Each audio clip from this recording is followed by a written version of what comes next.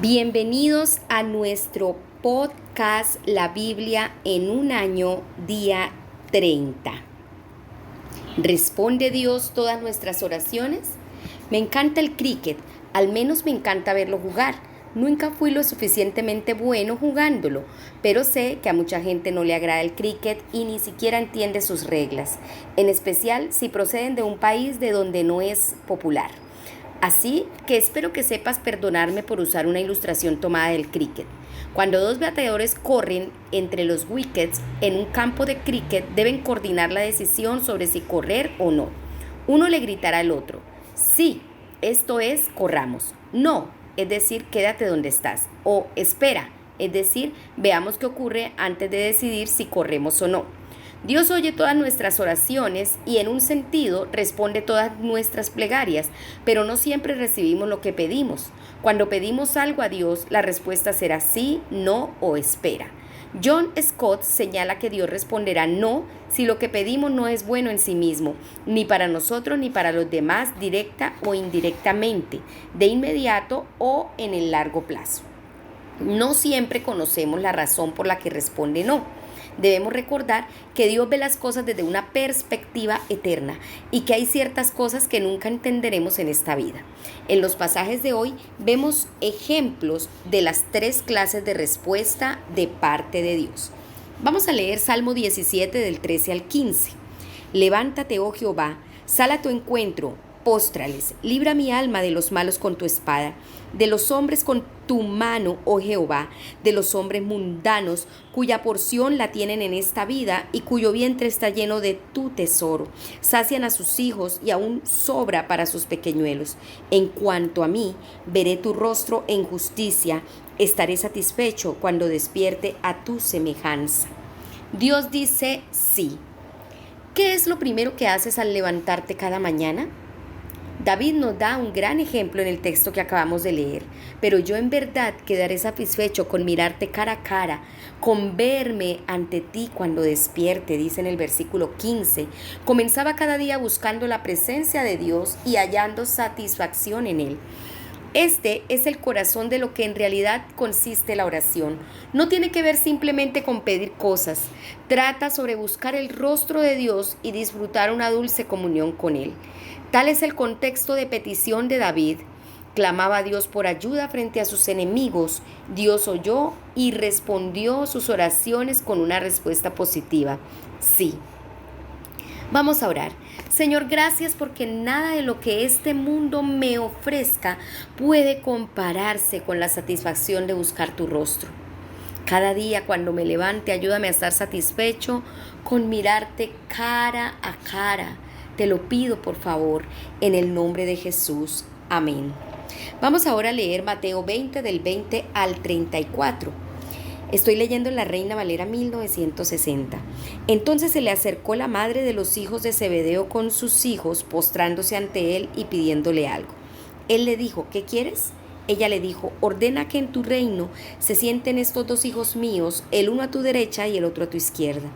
Entonces Jesús respondiendo dijo: ¿no sabéis lo que pedís? ¿Podéis beber del vaso que yo he de beber y ser bautizados con el bautismo con que yo soy bautizado? Y ellos dijeron: podemos. Él les dijo: a la verdad de mi vaso beberéis, y con el bautismo con que yo soy bautizado seréis bautizados. Pero el sentaros a mi derecha y a mi izquierda no es mío darlo, sino aquellos para quienes está preparado por mi Padre. Cuando los 10 oyeron esto, se enojaron contra los dos hermanos.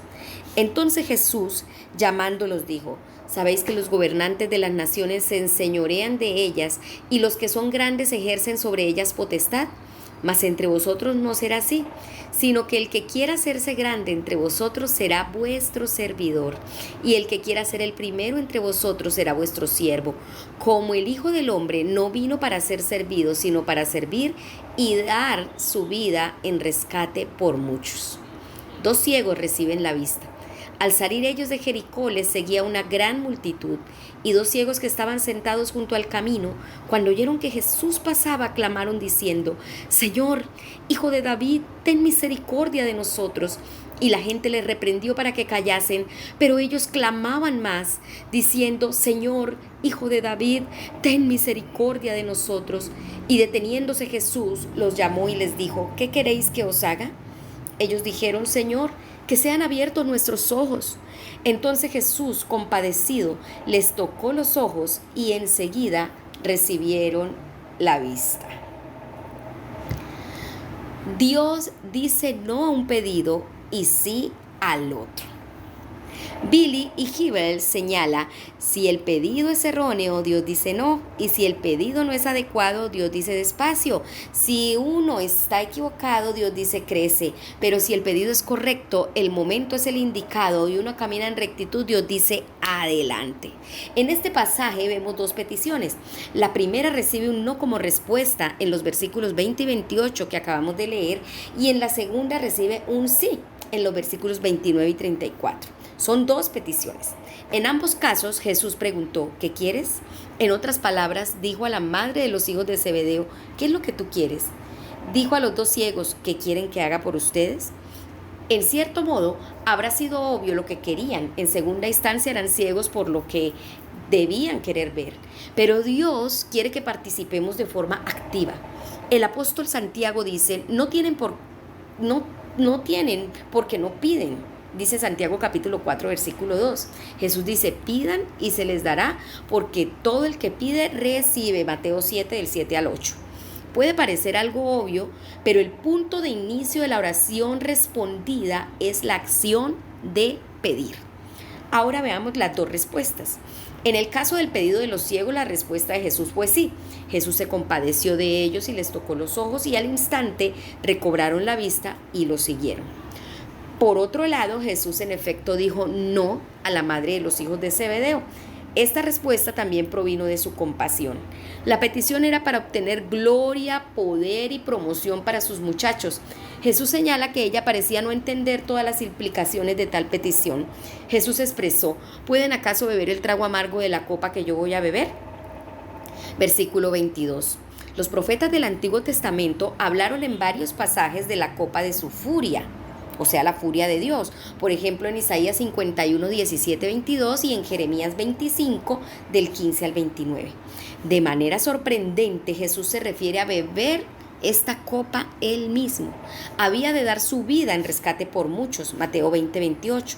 La palabra griega para la palabra por en rescate por muchos es anti, que significa en lugar de. Es el ejemplo más claro en todo el Nuevo Testamento de Jesús para explicar su muerte en términos de situación. También hay dos motivos.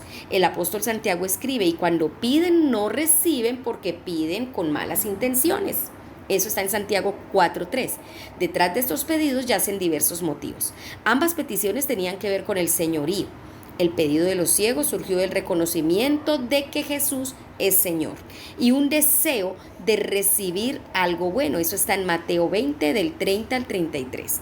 Por otro lado, Jesús indica que el pedido de la madre surgió de un deseo de enseñorearse de los demás.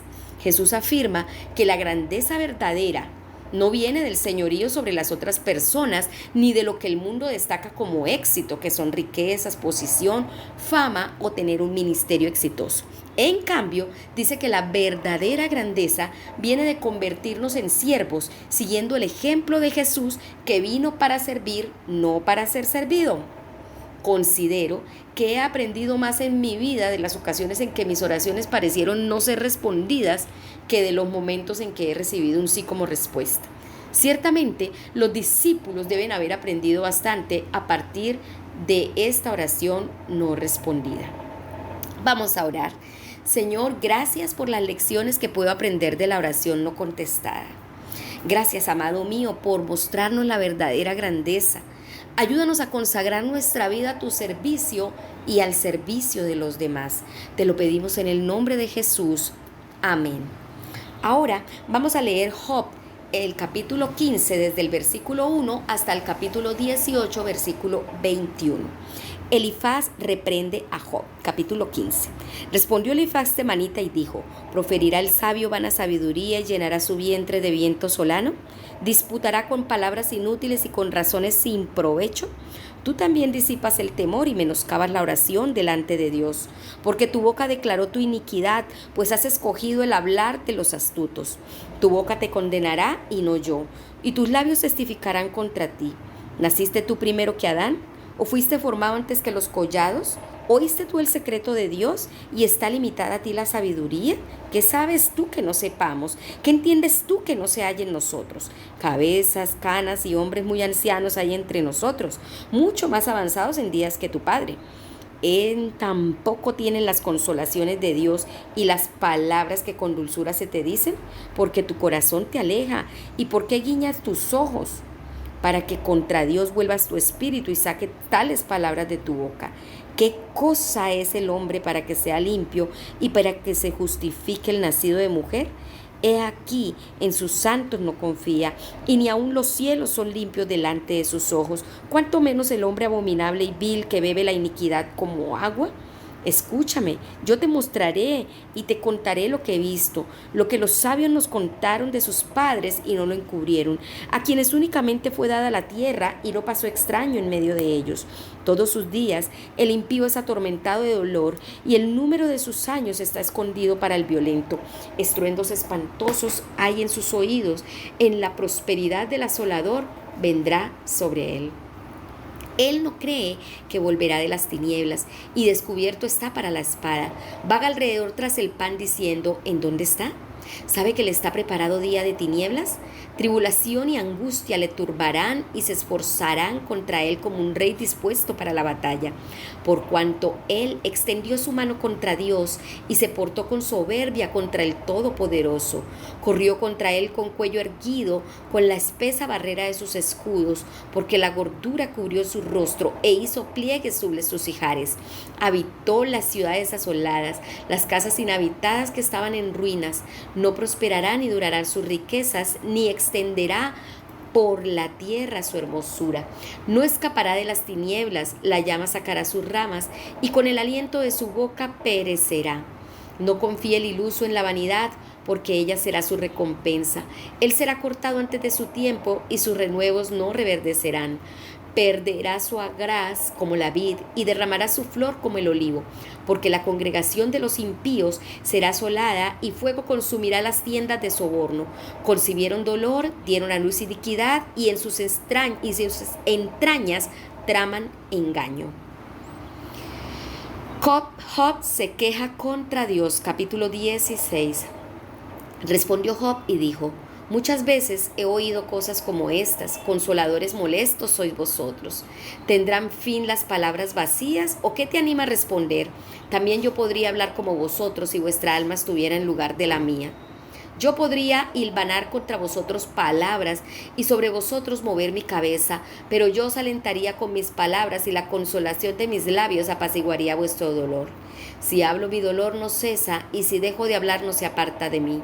Pero ahora tú me has fatigado, has asolado toda mi compañía, tú me has dejado lleno de arrugas. Testigo es mi flacura, que se levanta contra mí para testificar en mi rostro. Su furor me despedazó y me ha sido contrario. Crujió sus dientes contra mí aguzó sus ojos mi enemigo. Abrieron contra mí su boca, hirieron mis mejillas con afrenta. Contra mí se juntaron todos.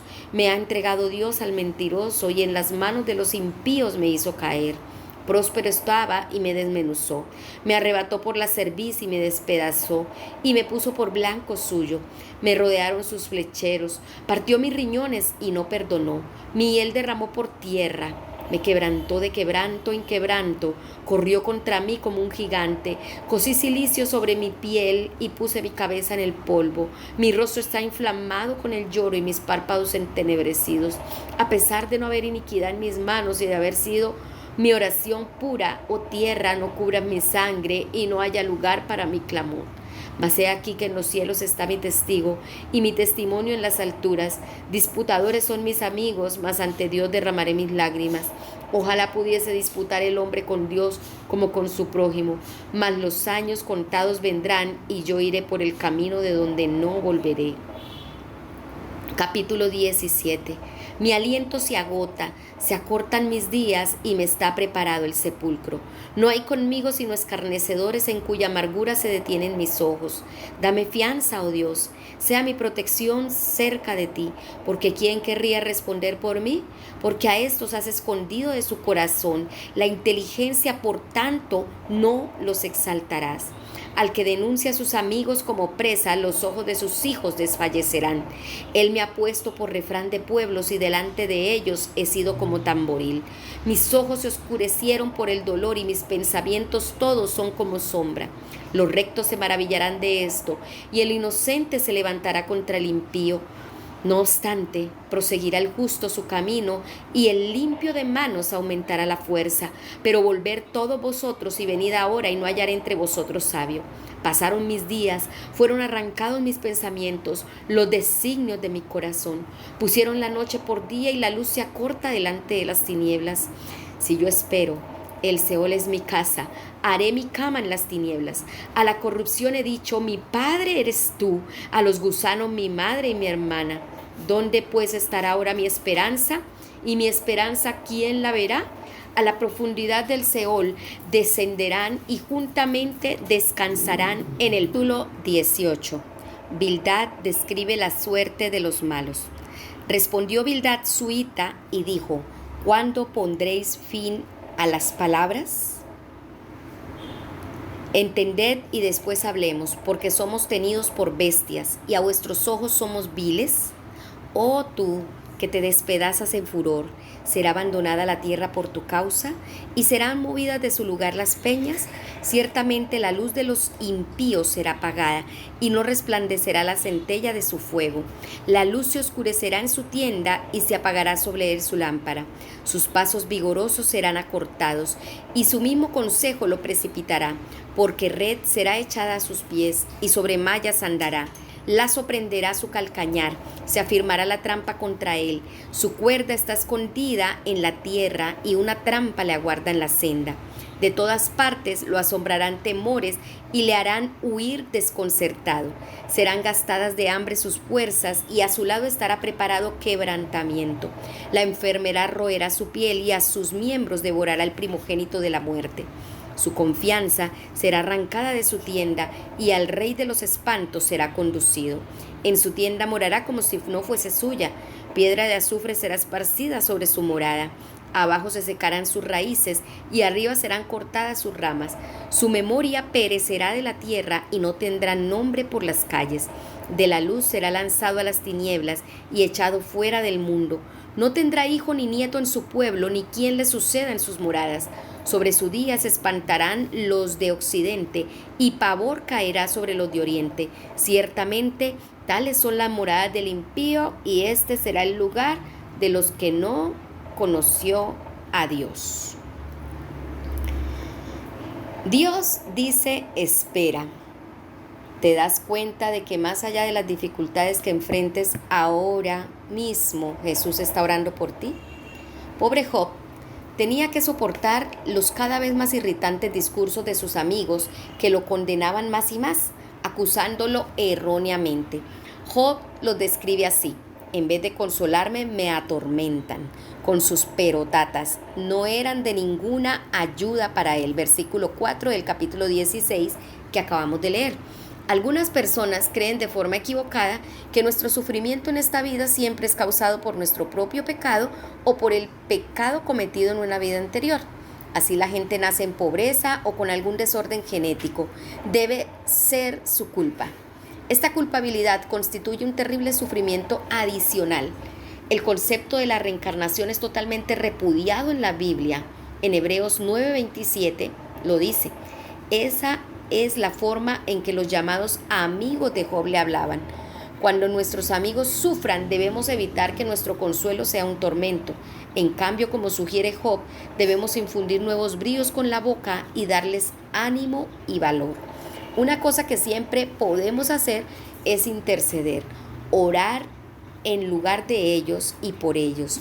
Mi intercesor es mi amigo, dijo Job, y ante él me desahogo en lágrimas para que interceda ante Dios en favor mío, como quien apela por su amigo. Versículos 20 y 21. No se nos dice quién fue el intercesor, pero quien fuera que haya sido fue un amigo verdadero de Job porque le pedía a Dios por él. Las oraciones del intercesor tal vez no hayan sido contestadas de inmediato, pero oportunamente sí lo fueron cuando Dios restauró la fortuna de Job. Su respuesta al intercesor de Job y a Job mismo fue espera. Más adelante fue la intercesión de Job por los demás, lo que constituyó una causa inmediata de su restauración. Está en el capítulo 42, versos del 8 al 10. ¿Quién es el intercesor de Job? Él dice, ahora mismo tengo en los cielos un testigo, en lo alto se encuentra mi abogado. Capítulo 16, verso 19.